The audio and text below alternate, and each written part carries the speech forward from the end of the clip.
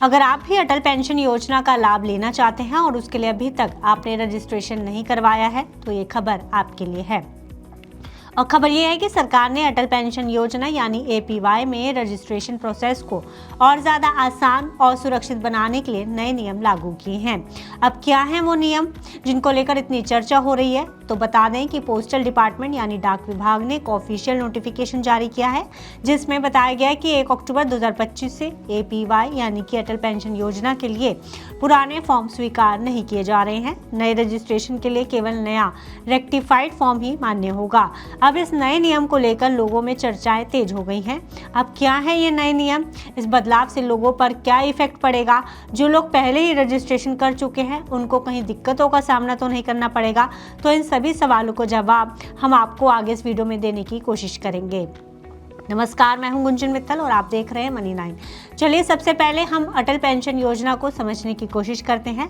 तो अटल पेंशन योजना भारत सरकार की एक सोशल सिक्योरिटी स्कीम है जो खास तौर पर देश के अनऑर्गेनाइज सेक्टर में काम करने वालों के लिए बनाई गई है। इस योजना में 18 से 40 साल के बीच कोई भी इंडिया का सिटीजन शामिल हो सकता है जो 60 साल की उम्र पूरी होने पर मंथली पेंशन पाने का अधिकार रखता है।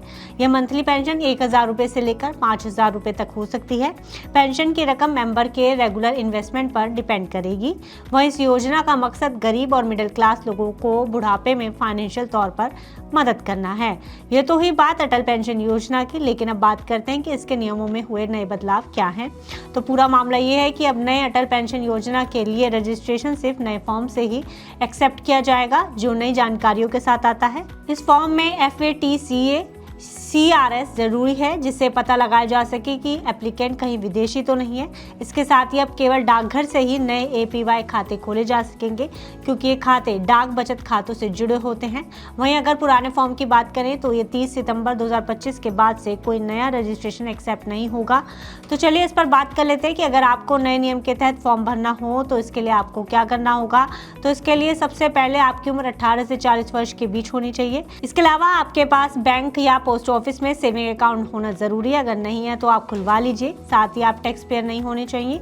रजिस्ट्रेशन कराते टाइम आधार कार्ड और मोबाइल नंबर देना जरूरी है ताकि स्कीम से जुड़े जरूरी अपडेट सीधे मोबाइल पर आपको मिल सके। वहीं इस बदलाव को लेकर पोस्टल डिपार्टमेंट ने देश के सभी पोस्ट ऑफिस को ये इंस्ट्रक्शन दिया है कि नए रेक्टिफाइड अटल पेंशन योजना फॉर्म का ही इस्तेमाल किया जाए। साथ ही और लोगों को भी जागरूक करें। वहीं सभी पोस्ट ऑफिस में इस बदलाव की जानकारी नोटिस बोर्ड पर लगा दी जाएगी।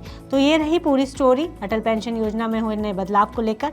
अब आपकी इस पर क्या राय है हमें कमेंट बॉक्स में लिखकर जरूर बताइएगा। साथ ही फाइनेंस से जुड़ी बाकी खबरों के लिए आप देखते रहिए मनी 9।